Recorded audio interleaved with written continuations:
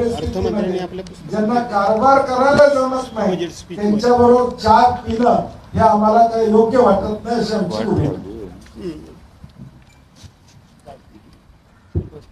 नमस्कार. चहापान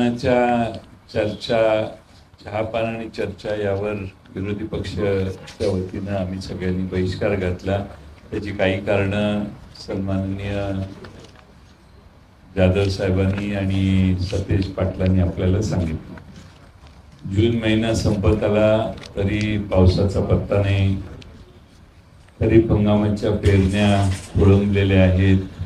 आशेनं ज्या ज्या ठिकाणी शेतकऱ्यांनी पेरणी केली तिथं बियाणं वाया जाण्याची परिस्थिती निर्माण झालेली आहे. आणि गेल्या काही दिवसापासून नाशिक, जळगाव, धुळे, सोलापूर, पुणे, सांगली, सातारा या सर्व ठिकाणी केळी आणि द्राक्ष बागायतदारांचं प्रचंड नुकसान अवकाळी पावसामुळे झालेलं आहे. द्राक्ष, पेरू, डाळिंब या सगळ्या फळबागांना नुकसान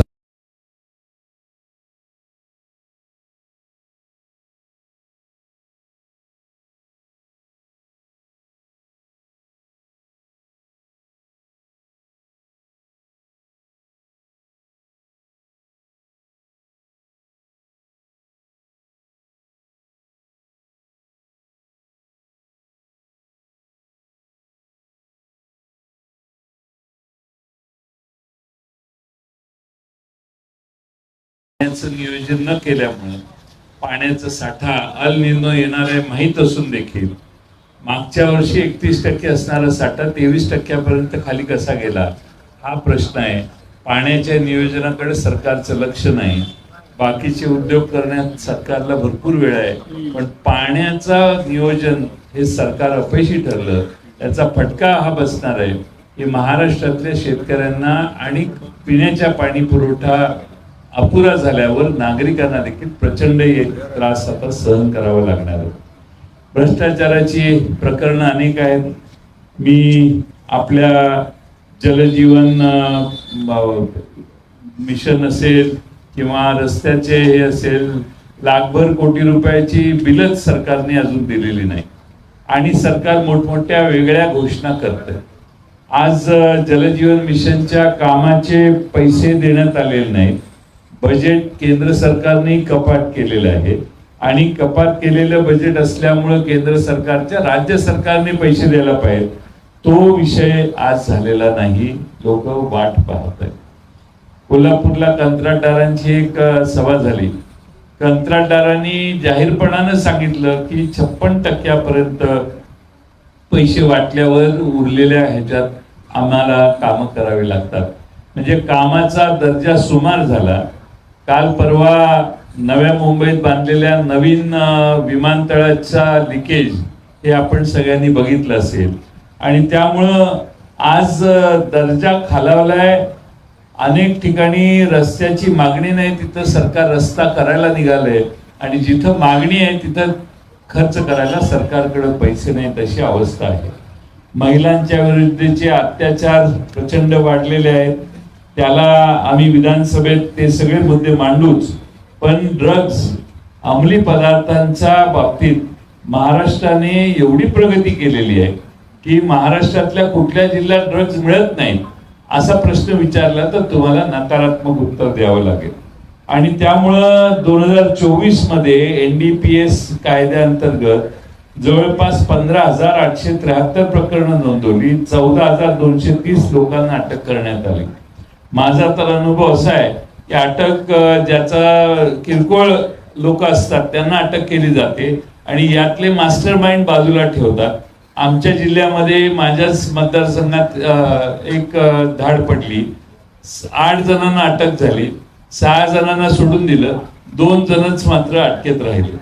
आज ही सगळी परिस्थिती बघितली तर पोलिसांचा आणि अंमली पदार्थ विकणाऱ्यांचा नेक्सस किती स्ट्रॉंग सगळ्या महाराष्ट्रात झालेला आहे हे आपण सगळ्यांनी बघितलं पाहिजे. जंगलतोड हा एक नवा प्रश्न तयार झालेला आहे. विकासाच्या नावाने सर्व ठिकाणी महाराष्ट्रामध्ये सरकार जंगलतोड करतंय, झाडं तोड करतंय. पुण्यातील बॉटनिकल गार्डन, ग्रीनफील्ड कॉरिडॉर आरे जंगल, वाढवण बंदर प्रकल्प या विकासाच्या नावाखाली जंगलतोड प्रचंड चालू आहे. आणि जंगलतोड करताना शासनाने हिंदूंच्या भावनांची कदर केली नाही. प्रभू रामचंद्रांच्या पायांनी पावन झालेल्या तपोवनालाही ह्या सरकारने सोडलं नाही. हा एक महत्वाचा भाग महाराष्ट्राच्या जनतेनं लक्षात घेतला पाहिजे. आज यापूर्वीच्या अधिवेशनात आम्ही अनेक मुद्दे मांडले. आता उदाहरणार्थ मी बीड जिल्ह्यातील आष्टी तालुक्यातील देवस्थानच्या जमिनीचा घोटाळा काढला. सरकारने चौकशी करतो म्हणून 2-2.5 वर्षापूर्वी सांगितलं. चौकशी त्याला पुढे काही उत्तरच दिलं नाही. पुणे जिल्ह्यात राऊतवाडी शिक्रापूर येथील पुनर्वसन प्रकल्पाच्या जमिनीतला घोटाळा आम्ही मांडला, त्याच्यावर सरकारने काही कारवाई केली नाही.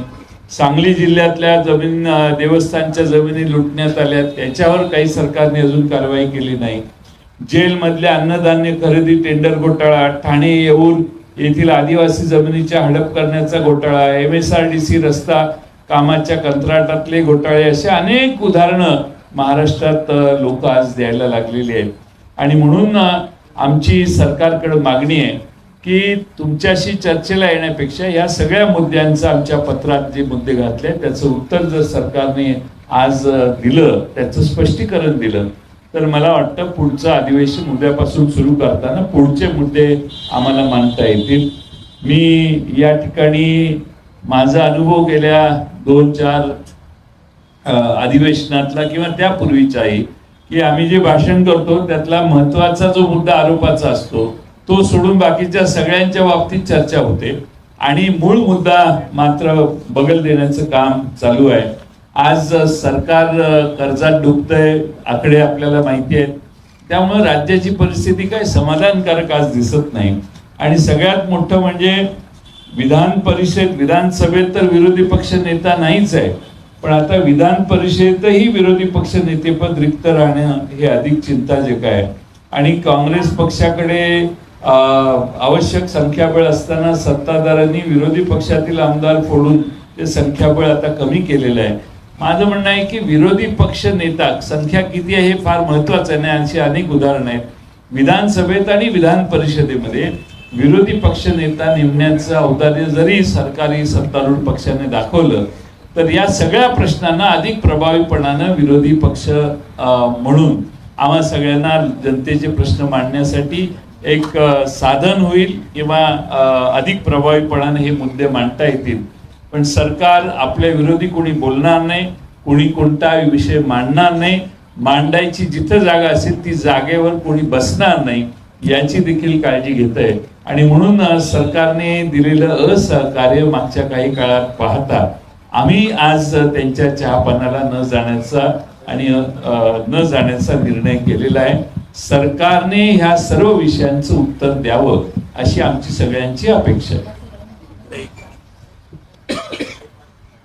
यावरून विरोधी पक्षांनी जे काही मुद्दे मांडलेले त्याचं टिंगलटवाळी करत पत्रकार परिषदेमधून उत्तर द्यायची ही एक ठरलेली सवय सत्ताधाऱ्यांना लागली.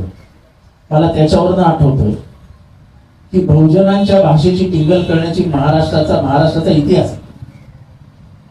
जेव्हा महात्मा फुलेंनी गुलामगिरी हे पुस्तक लिहिलं, शेतकऱ्यांचा आसूड हे पुस्तक लिहिलं, त्या पुस्तकावर न बोलता चिपळूणकर यांनी महात्मा फुलेंचं व्याकरण काढलं आणि त्या व्याकरणाला त्या झालेल्या टीकेला महात्मा फुलेंनी बरोबर उत्तर दिलं जे आजच्या काळाला समर्पक आहे. महात्मा फुले चिपळूणकरांना म्हणाले, अहो चिपळूणकर, गेले 5000 वर्ष शिक्षण तुमच्या ताब्यात आहे, आम्ही तर आत्ताच लिहायला लागलो, पण आमचं व्याकरण बघण्यापेक्षा आमचं अंतःकरण बघा. आमच्या अंतःकरणात जो आवाज निघतोय तो इथल्या सर्वसामान्यांचा आवाज आहे आणि तो आवाज तुमच्या कानात पडत नाही. तुम्ही मात्र टिंगाळ टवाळीतच मुश्किलात. आम्ही इथे महात्मा फुले, शाहू आंबेडकरांची, शिवाजी महाराजांची विचारधारा घेऊन जाणारी लोक बसलो आहोत. पलीकडच्या बाजूला चिपळूणकरांच्या अवलादी बसले आहेत. ते त्यांच्या सवयीवरनं दाखवतात. भ्रष्टाचाराला 56% आता म्हणजे एकीकडे मोदी साहेबांनी सांगायचं माझी 56ची छाती आहे आणि इथे 56% करप्शन सुरू झालेलं आहे. म्हणजे 56 मॅच करतात. दुसरीकडे ठाण्यामध्ये 2800 कोटी रुपयाचा TDR घोटाळा समोर येतोय, कोणीही बोलायला तयार नाही. गणेश नाईक या राज्याचे वनमंत्री, गेले 50 वर्ष वन खातं त्या जमिनीसाठी भांडतायत. अचानक वन खात्याने सुप्रीम कोर्टात न जाण्याचा निर्णय हा आक्षेपार्ह आहे. गणेश नाईकांवरती कोणी दबाव आणला की तुम्ही सुप्रीम कोर्टात जाऊ नका, हा प्रश्न उत्तरित आहे. त्यामुळे भ्रष्टाचाराने माखलेलं, गजबजलेलं, डुबलेलं, उठलेलं हे सरकार, या सरकारला आम्हाला प्रश्न विचारतो. त्याच्यामध्ये तुम्ही आम्हाला जरूर विचार करा आणि परत एकदा या चिपळूणकरांच्या अवलादींना, या फुलेंच्या अवलादी उत्तर देतील हे 100% सांगतो. पुण्यामध्ये इलिसिट लिकर ने 14 जणांचा मृत्यू झालेला. 14 जण. आज मी मगाशी अंमली पदार्थांचा विषय मांडला, तसं बनावट दारूमुळे माणसांचा मृत्यू झाला. हे एवढं प्रचंड नेक्सस आहे. तुकाराम मुंडे यांचं काम जे आहे, मला वाटतं की त्यांना एखाद्या वेळेस सरकार बदलेल त्यांच्या कामामुळे. त्यामुळं तुकाराम मुंडेंना किमान 2-3 वर्ष तिथं ठेवतील ते सरकार, अशी आम्ही सरकारकडून अपेक्षा व्यक्त करतो.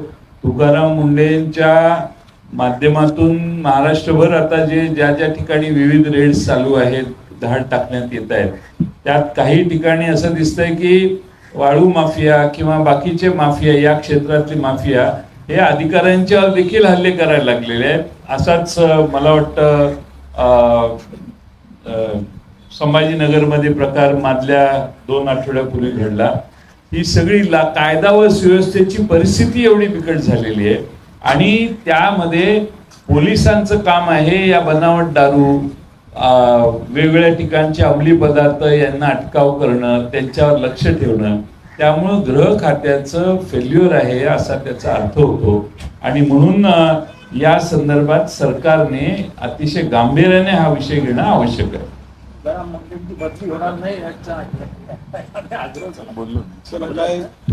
भास्कर जाधव साहेब, आपण धान उत्पादक पट्ट्यातील आमदार आहात. विदर्भामध्ये, पूर्व विदर्भामध्ये धान उत्पादक शेतकरी मोठ्या प्रमाणात आहे. धानाचे शासकीय धान खरेदी केंद्रामार्फत खरेदी करतं शासन. 48 तासामध्ये चुकारी देणं अपेक्षित आहे, मात्र उशिरा मिळतात. सर्वात महत्वाचं म्हणजे धानाचे बोनस जो प्रति हेक्टर 20,000 अपेक्षित होतं, तो अजूनपर्यंत जेव्हा मुख्यमंत्र्यांनी आश्वासन दिलं होतं. आपण म्हणता ते खरं आहे की धान उत्पादकांना प्रति हेक्टर 20,000 रुपये बोनस देण्याचं जाहीर हे हिवाळी अधिवेशनमध्ये नागपूरमध्ये राज्याच्या मुख्यमंत्र्यांनी जाहीर केलं होतं. कृषी मंत्री केवळ बोलले असं नाही, तर राज्याच्या मुख्यमंत्र्यांनी जाहीर केलं होतं. परंतु प्रत्येक घोषणा ही फक्त लोकप्रियतेकरता, सवंग लोकप्रियतेकरता करायची आणि त्या घोषणेची आपण पूर्तता केली नाही तर आपल्याला कोणी काही विचारू शकत नाही, कारण आपल्याकडे संख्याबळ मोठ्या प्रमाणात आहे. अशाच पद्धतीनं कोकणामध्ये जे हापूस आंबा बागायतदार आहेत त्यांचं कधी नव्हे एवढं यंदा नुकसान झालं. कोकण कृषी विद्यापीठ असेल, कृषी खातं असेल, यांनी आपला लेखी अहवाल दिला की जेमतेम 5 ते 10% फक्त आंबा पीक हे शेतकऱ्यांच्या हातामध्ये आहे. यंदा आखाती देशामधलं युद्ध झाल्यामुळं तो आंबा परदेशी जाऊ शकला नाही आणि सगळ्या कोकणच्या लोकप्रतिनिधींची बैठक माननीय मुख्यमंत्र्यांच्याकडे झाली आणि मुख्यमंत्र्यांनी परवाच्या ह्याच्या अर्थसंकल्पीय अधिवेशनामध्ये मुख्यमंत्र्यांनी NDRFच्या निकषाप्रमाणे फक्त 22,000 रुपये प्रति हेक्टर मी कोकणवासियांच्या आंबा बागायतदारांना देईन, म्हणजे पर कलम नियमाप्रमाणे एका हेक्टरमध्ये 125 कलमांची लागवड केली पाहिजे, त्याप्रमाणे 187 रुपये फक्त शेतकऱ्यांना मिळतात, अशी चेष्टा करण्याचं काम हे राज्य सरकारकडून सातत्याने चालू आहे. आणि म्हणून राज्य सरकार फक्त घोषणा करतं, घोषणांची आपण पूर्तता केली नाही तर आपल्यावर काही जबाबदारी येते, आपल्याला कोणतरी विचारणार आहे, ही भीतीच राज्यकर्त्यांना जी असली पाहिजे ती नसल्यामुळं राज्यकर्ते अहंकारी आणि अनिर्बंध झालेले आहेत.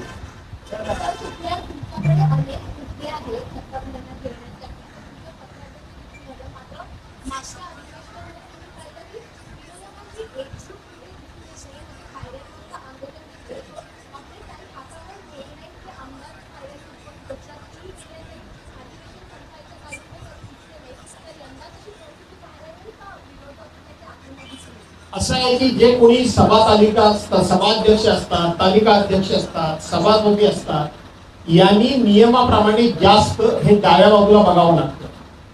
डाव्या बाजूला विरोधी पक्षावरचे सदस्य बसलेले असतात. डाव्या बाजूला बघायचं याचा अर्थ डावी बाजू जी आहे ते नाही रे वर्गाचा आवाज आहे आणि उजवी बाजू आहे ती सत्ताधारी पक्षाचा आहे रे वर्गाचा आवाज आहे.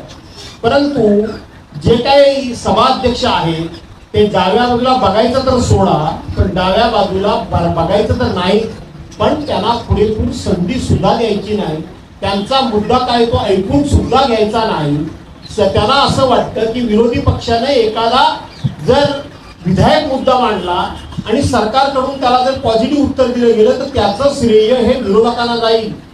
म्हणून प्रत्येक गोष्ट सत्ताधारी पक्षानेच मांडली पाहिजे, सत्ताधारी पक्षातून बोललं पाहिजे असा जाणीवपूर्वक प्रयत्न केला जातो. आणि त्यामुळं विरोधक संख्येनं कमी आहेत याची चिंता विरोधकांना देखील नाही. आणि महाराष्ट्राला खात्री आहे की विरोधक संख्येनं जरी कमी असले तरी विरोधकांचा जर हक्क मिळाला, विरोधकांना जर त्यांचा हक्क मिळाला, त्यांची वेळ त्यांना मिळाली, त्यांची स्पेस जर त्यांना भरून काढायला संधी मिळाली, तर मी मगाशीच सांगितलं की महाराष्ट्राला अपेक्षित असलेलं काम आम्ही करून दाखवल्याशिवाय राहणार नाही. असं आहे की विरोधी पक्षनेता व्हावा म्हणून जरूर आम्ही आग्रही आहोत. विधानसभेमध्ये असेल, विधान परिषदेमध्ये असेल. याचं कारण विरोधी पक्षनेतेपद हे घटनात्मक पद आहे. ते जर पदाची या ठिकाणी नेमणूक झाली तर काही हे आता ज्या पद्धतीनं विरोधी पक्षाचा आवाजच दाबला जातोय, विरोधी पक्षाला कुठल्याही परिस्थितीमध्ये त्याचं मतच मांडून दिलं जात नाही, ते त्यांना तसं करता येणार नाही. कारण तो घटनात्मक दर्जा असलेलं पद आहे. राज्याचे उपमुख्यमंत्री हे घटनात्मक पद नाही, परंतु विरोधी पक्षनेता हे घटनात्मक पद आहे. आणि म्हणून त्या पदाला घटनात्मक अधिकार प्राप्त होतात आणि त्या अधिकाराचा वापर जर विरोधकांनी केला तर आपली अनेक पाप बाहेर येतील याची सत्ताधाऱ्यांना आणि अध्यक्षांना भीती वाटते.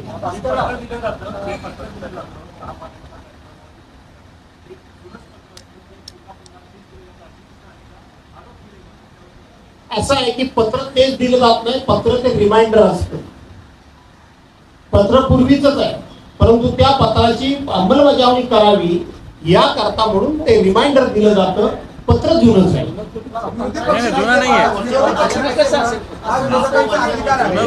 आज नवीन मुद्दे घडले. ते पत्र विरोधी पक्षनेतेपद विरोधी पक्षनेतेपद हा विरोधकांचा अधिकार आहे. मात्र तो अधिकार घेण्यामध्ये विरोधी पक्ष कुठे कमी पडतो का? कारण मागच्या अनेक अधिवेशनात मी पत्र लिहिले, बऱ्याच गोष्टी केल्या, चर्चा झाल्या, पण विरोधी पक्ष नेतेपद हा अधिकार होण्यासाठी कुठेतरी तुम्ही सगळ्या किंवा विरोधी पक्ष कमी पडल्याचं वाटतं. नाही, घ्यायचं म्हणजे काय घ्यायचं, ते घ्यायचं कुठून? नियमाप्रमाणे अध्यक्षांनी तो कार्यक्रम लावावा लागतो, कार्यक्रम पत्रिकेवर कार्यक्रम यावा लागतो, अध्यक्षांनी अनाउन्समेंट करावी लागते. ही विरोधी पक्षानं करायची नाहीये. लोकशाहीमध्ये विरोधी पक्षानं मागणी करायची, ती मागणी आम्ही करतोय. माझी तुमच्या प्रश्नाबद्दल मला कौतुक वाटतं तुमचं. आज दुपारी त्यांची पत्रकार परिषद सत्तारूढ पक्षाची आहे, त्यावेळी तुम्ही असा प्रश्न विचारा, अजून दोन्ही सभागृहातली विरोधी पक्ष नेते पण तुम्ही का दिले नाही? आणि संख्या कमी असली तरी तुमचा मोठं मन करून तुम्ही का देत नाही? सभापती आणि अध्यक्षांकडे बोट दाखवतात. हो, माहित आहे. हे सभापती आणि अध्यक्षांकडे बोट दाखवतात. काय करतात? सभापती आणि अध्यक्षांकडे बोट दाखवतात. असं आहे, मला वाटलं जयंतरावला ते माहिती आहे, जयंतरावनीच तो विषय मांडतील. या महाराष्ट्राची परंपरा आहे की सदस्य संख्या कितीही न बघता विरोधी पक्ष नेतेपद देणं ही महाराष्ट्राची जुनी परंपरा आहे. आपल्याला निहाल अहमद साहेब माहिती असतील, आपल्याला रायगडचे दिपा पाटील साहेब माहिती असतील, आपल्याला मृणालभाई गोरे माहिती असतील, अशा अनेक लोकांना, इवन रासू गवई साहेब असतील, अशा अनेक लोकांना त्यांच्या पक्षाचं संख्याबळ नसताना त्यांना विरोधी पक्षनेतेपद दिलं पाहिजे, दिलेलं होतं. पण त्याच्यामध्ये काँग्रेसच्याकडे सौजन्यता होती, त्यांच्याकडे सौजन्यता नाही. यांना द्यायचं असेल तर कायदा आणि घ्यायचं असेल तर अरविंद केजरीवालांचं दिल्लीमध्ये सरकार होतं, 70 आमदारांचं ते राज्य आहे, 67 आमदार हे अरविंद केजरीवालांचे होते, 3च भाजपाचे होते. एवढा जर भाजपा हा तत्ववादी असेल आणि एवढा जर भाजपा हा तत्ववादी आणि नीतिमत्तेचा असेल तर 3 आमदारांनी विरोधी पक्षनेतेपद कसं घेतलं? घ्यायला मात्र कायदा नाही, द्यायला कायदा आहे. आणि म्हणून रडीचा डाव जिथे खेळला जातो तिथे विरोधी पक्ष तरी काय करणार? 15 विधानसभा अस्तित्वात आल्यापासून वातावरण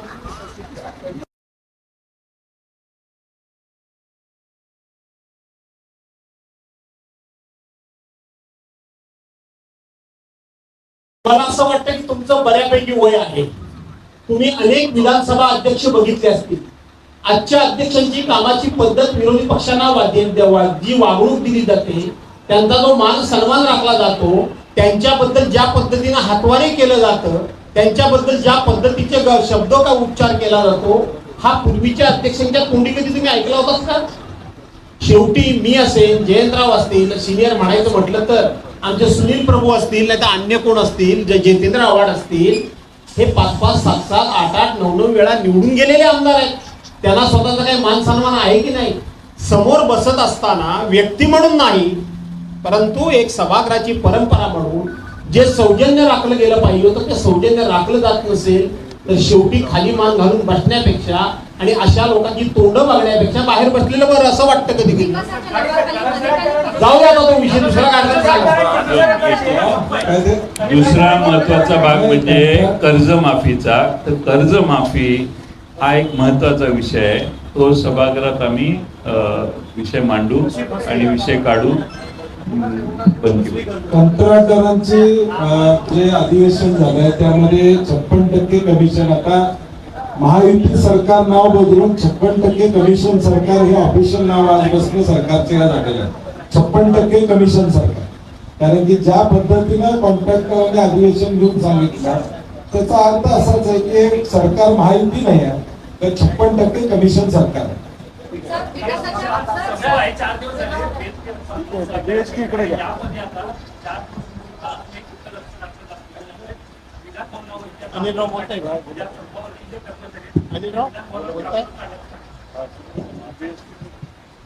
असं आहे की जीएसटीच्या कर्मचारी आतापर्यंत फसवे आश्वासन दिली. प्रत्येक वेळेला त्याचे करार जे आहेत ते आतापर्यंत बोललं झाले. पाहिजे. आणि मग कुठेतरी आपल्या बाजूने युनियन पाहिजे म्हणून सत्ता पक्षातल्या एखाद्या नेत्याने त्यांना देखील आम्ही दाखवतो स्वतःच्या युनियनचे मेंबर करून आणि बीएसटीचा जो कामगार आहे तो आशावादी आहे. त्याला वाटतं की आम्हाला कोणतरी देईल म्हणून यांच्या युनियनचं सभासद करून घ्यायचं आणि काहीच द्यायचं नाही. ही जी काय वृत्ती मागील 10 वर्षापासून या लोकांनी सुरू झालेली आहे. त्याच्यामुळेच आता संप पुकारला. त्या संपाचं आपण लक्षण बघितलंय तर जर सगळ्या युनियन ज्या आहेत त्या संपामध्ये सहभागी आणि 2 युनियन ज्या आहेत ज्या सरकारच्या बाजूने त्या युनियन म्हणून जरी त्यांच्या बाजूने असल्या तरी त्यांचे सभासद आज सगळे त्या गेटवरती संपावरती बसले. आज 2 दिवस झाले संप ज्या पद्धतीने सुरू आहे. मुंबईकरांचे हाल होत आहे आणि अशा वेळेला सरकारने हस्तक्षेप करून हा प्रश्न सोडवला पाहिजे. परंतु सरकारला गांभीर्य नाही. मुख्यमंत्र्यांनी अशा परिस्थितीमध्ये संपकऱ्यांना त्यांच्या नेत्यांना बोलून घेऊन यावरती तोडगा काढणं आवश्यक होतं.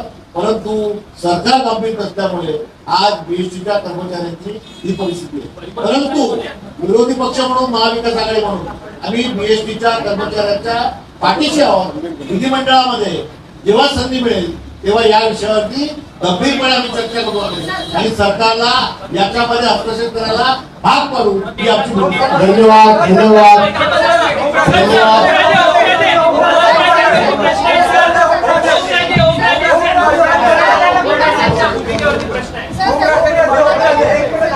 असं आहे की कोणाही एका व्यक्तीच्या करताही प्रेस कॉन्फरन्स नाही.